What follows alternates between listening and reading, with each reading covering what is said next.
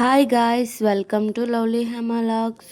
అందరికీ చిలకల ద్వాదశి శుభాకాంక్షలు ఫ్రెండ్స్. ఇదైతే శ్రీకాకుళంలో అరసవిల్లు అండి. అరసవిల్లులో అయితే చిలకల ద్వాదశి రోజు అయితే తెప్పోత్సవాలు అయితే జరుగుతాయి ఫ్రెండ్స్. ఇలా అవుతాయని మీలో ఎంతమందికి తెలుసో నాకైతే కామెంట్ చేయండి. ఆ రోజైతే చాలా అంటే చాలా జనం అయితే వచ్చారు.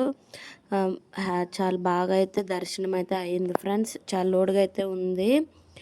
దేవుడినైతే ఇలా నదిలో మొత్తం తిప్పుతారు. ఇలా తిప్పుతారని మీకైతే ఎంతమందికి తెలుసో నాకైతే కామెంట్ చేయండి.